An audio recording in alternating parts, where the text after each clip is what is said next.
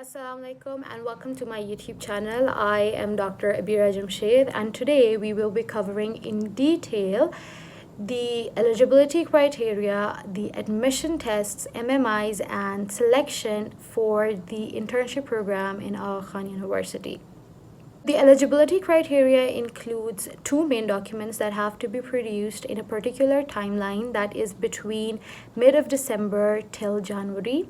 It includes a degree of MBBS or equivalent with a score of minimum 55% or above. The second document is a provisional license issued by the PMDC. So once you're done with the eligibility check, the next step is submitting your application form, the detailed video on which has already been published. Once you've submitted the online application form, Aga Khan will reach out to you themselves asking you to submit the hard copies of particular documents, and they will send you an admit form. The admit card is of utter significance. One, it has your roll number written on it, which you need to recheck. Second is the test center details.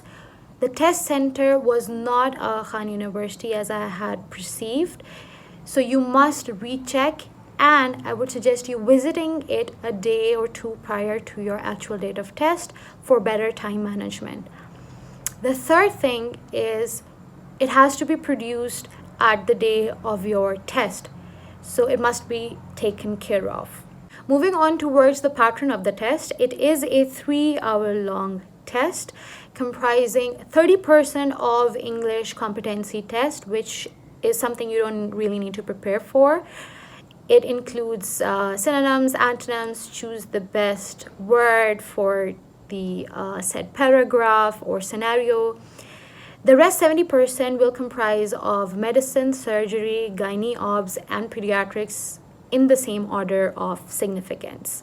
Next question is, how are you supposed to prepare for the test? So you need to start a month or two prior for the preparation of this test. The holy grail for me was MTB, that is Master of the Boards by Cornet Fisher, along with videos of Kaplan, again by Cornet Fisher. You can practice the question bank from Residence Way to Residency or past test books of the respective subjects. The most important part is practicing the past papers, but you have to save it for the last few days. You don't need to do it from the very beginning. At the very day of your test, you don't really need to carry any mobile phones or stationary items. Everything will be provided to you at the center. You can carry your own snacks and means of hydration. The test will be 3 hours long and it will exhaust you midway, so make sure you are well fed before the test. So the applicants are somewhere around 6,000 in number, and only a total of 150 to 200 make it through the admission tests into the MMIs, which are multiple mini interviews. You will be again approached by Aga Khan's team asking you to confirm your presence for MMIs. MMIs are basically multiple mini interviews or OSCE stations that are used to assess how you would practically perform as an intern at Aga Khan. There were a total of 10 stations and we were to rotate after every 2 minutes. The stations that I got were roughly based on triage, medical negligence, breaking bad news, dealing with an angry patient, dealing with breach of confidentiality, like social media breaks. All in all, they do cover the ethical aspect more than the practical aspect, and they do assess you on how confident you are. There was one MMI that did assess our clinical knowledge. It was based on a medical emergency of DKA, that is diabetic ketoacidosis, and how we would proceed with it.